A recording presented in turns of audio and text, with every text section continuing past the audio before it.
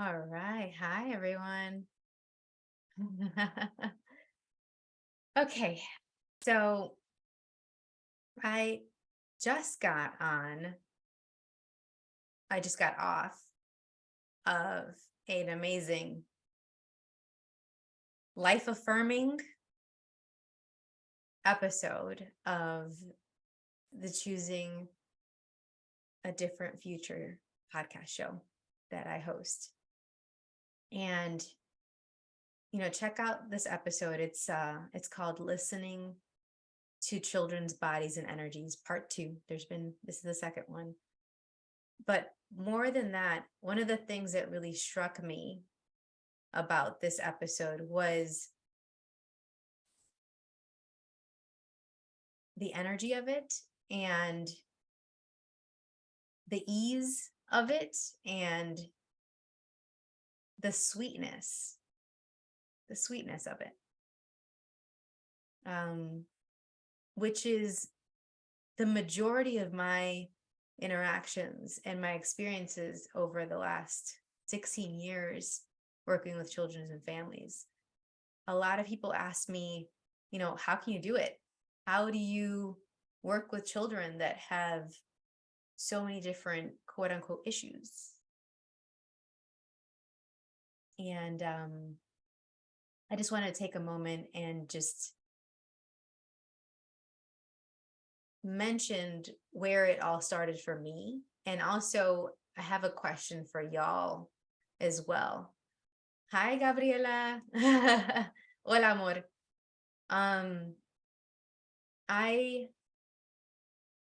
If I were really honest, I think it started in the womb, as wild as that might sound.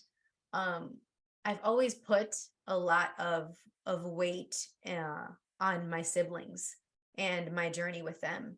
And it's absolutely was a catalyst to me choosing what I'm choosing now for professionally, personally, everything. Like Sita and Shani, wherever you are in the world. I think my brother was actually just messaging me, funny enough. Yeah. He's like, let's hang out tonight. So hi, Shani. I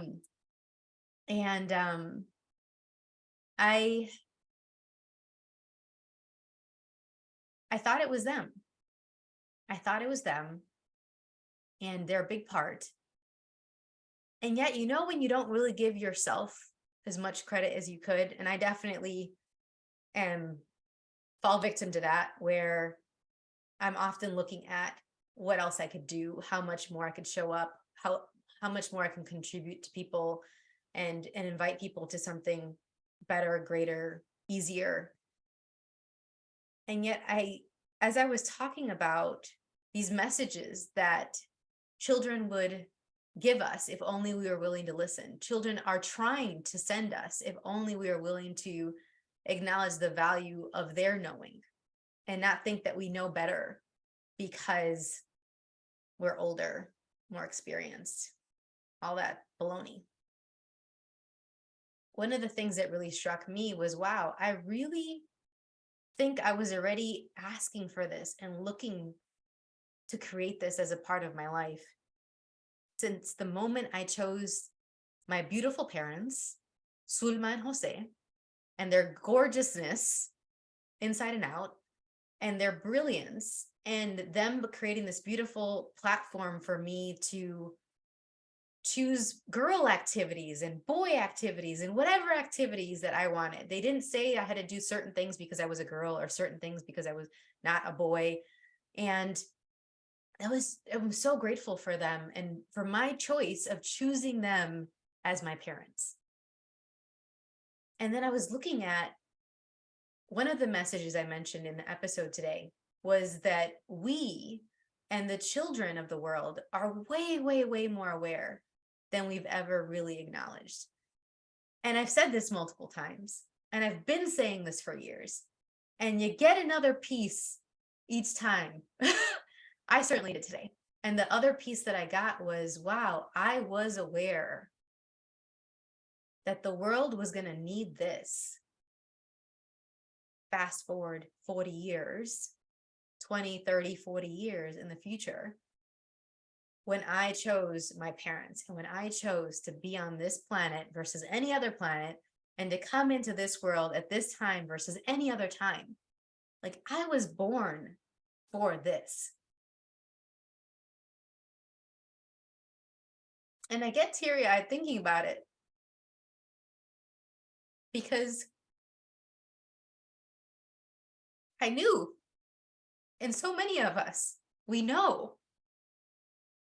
And then life experiences, other adults, even well-meaning adults,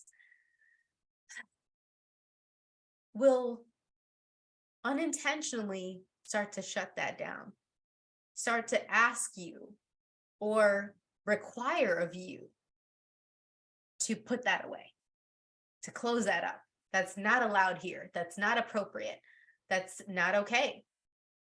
This thing that you're aware of, this thing that you know is possible, that you'd like to see in the world, these bits of you, because you are the world and the world is you, that you'd like to have,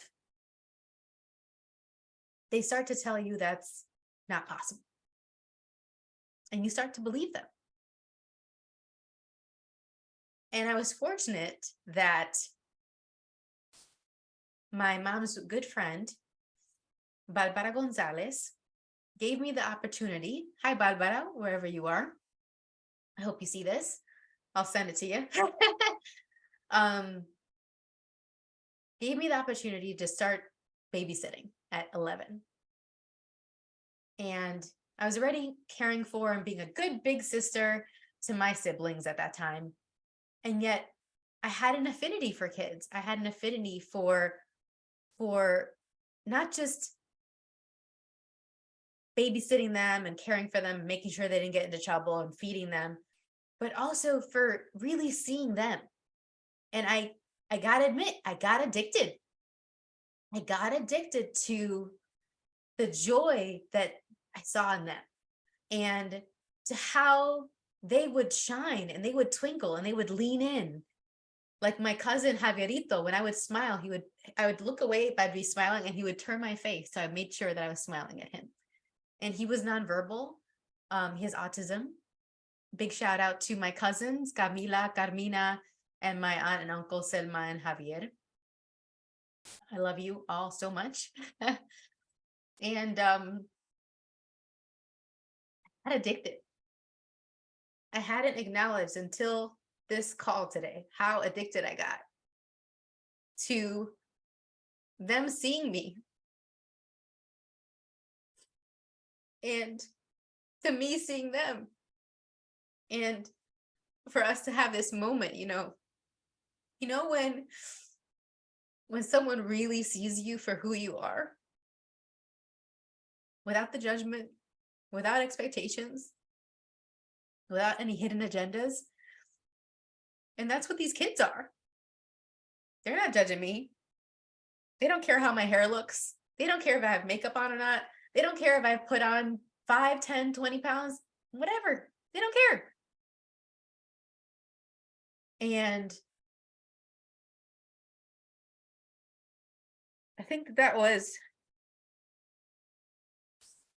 one of the things that was also so hard, that I acknowledged to a point, but I hadn't fully acknowledged, that was so hard for me with the pandemic and with 2020 and parts of 2021, was I didn't have access, not just to all these amazing friends and family that I have around the world. You all know who you are. I freaking adore each and every one of you. I didn't have access to the kids. And I was making it about, oh no, they don't have the services that they need. They don't have the instruction that they need, these supports, maybe consistent meals, access to socialization from their peers. I was making it about them. But I was also aware of something. I needed them maybe just as much, if not more, than they needed me. I get up for them. For me too. But a big part of me being enthusiastic and excited about getting up is for them. And I didn't get that. And then I did the episode today. And man, it's kind of kicked my butt a little bit. I will fully acknowledge that. Thank you, Gabby. That's so sweet what you're saying. I love you and Hannah so much. Thank you. You're so sweet. And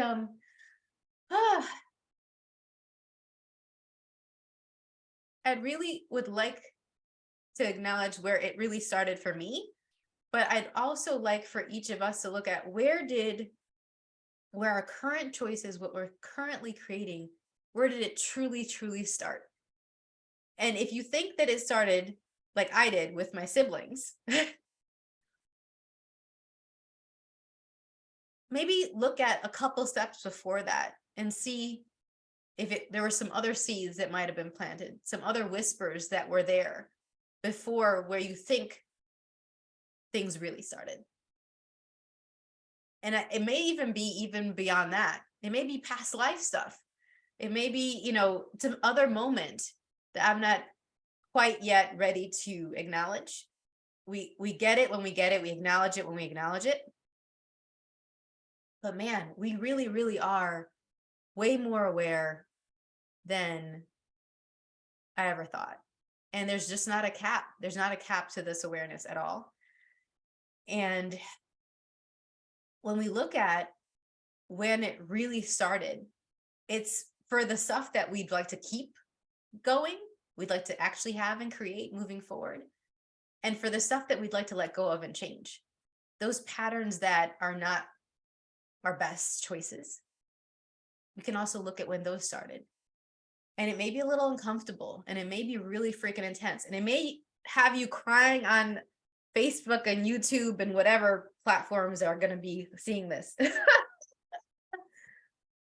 And yet, as much as it can be all of that and more, it's worthwhile, because me getting this one piece now has unlocked something within me that is not just going to contribute to me and my life and what I would like to create and what I'd like to have, but I get that it's also going to ripple out energetically, and with my interactions with other people, it's going to ripple out to others, and it's going to affect through my choice to look at this and recognize it.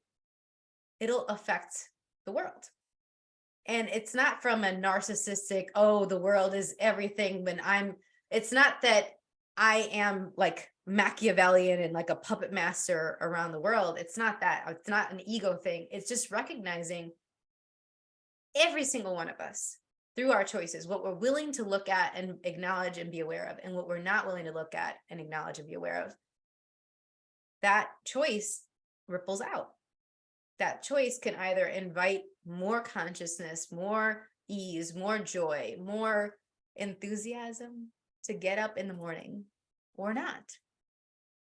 And I'm super grateful today that I listened to my listeners, and I did a part 2, and I might do a part 3 now.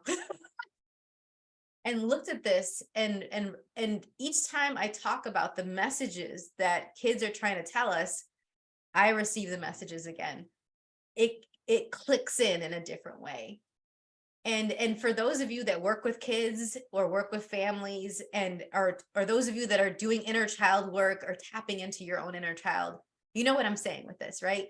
You can hear the same thing over and over again, and each time it lands differently. It creates something else because you're continuing to evolve, and you're a different purpose. You're a different person, sorry. It might be something with that word purpose too, but you're a different person than the last time you heard it. And how incredible is that? You get to actually receive it like it's new. And that's what happened today. And that's what happens all the time when I'm working with kids. I can be working on the S sound for the 100th time with a kiddo. And I have to figure out the new way of doing it with them, because they're a different person than the last child that I worked on the S sound with. I could be looking at how to have your confidence and your voice in the world and build up this 8-year-old's way of doing that, which is different than a 16-year-old's, which is different than a 20-something-year-old's and a 50-something-year-old's, because they're different. There's not a one size fits all. And when we are trying to fit how other people are doing things on us as if it's the same mold, it's clunky, it's ineffective, and it's a setup. It's a setup for us to judge ourselves, for us to be resentful, for us to feel like we're failing when we're really not. We just need to choose something else, and then maybe choose another thing, and then maybe choose another thing, and not to give up. Because look at where it started. Look at where you started. You chose to be here on this planet. And I don't think that it's just me that was born for this time, as much as, wow, so much is going on, so much crazy, so much insanity, so much unconsciousness, so much anti-consciousness. And yet we chose this. So instead of giving up, what if we reached out? What if we added more tools to our arsenal? What if we were vulnerable and shared our experiences with others, and maybe somebody else can relate? Maybe somebody else can be like, I hear you, I get it, I've experienced that before, I'm in this right freaking now. What if we could make it easier together? What if we could have the buddy system about this and hold ourselves accountable and each other accountable to keep leaning into it and keep pushing on and keep flowing through it and choosing more of us? And so that is my hope. That is the big aha message that I got as I was talking about the other messages that children have given me and that they've asked me to pass on to anyone that was listening today and that wants to check out that episode. I can pop that in here at the end. It's not really the point. Y'all know, you can explore my website. You can explore my page for choosing a different future. But I really would like to end on the beginning, for us to look at our beginnings. And maybe we can have each day feel like that again, more and more. Not in the same way, because we're not the same people, but for us to look at, what if we treated today like as if it was the start that it can be? And what would that create? Just a thought. I love you. Thank you for listening. Thank you for being here. Thank you for your energetic contributions to me having more awareness, so that I can be more of me and I can show up more for myself and for each and every one of you. And I hope you have a wonderful day, afternoon, or evening, wherever you are. Bye for now.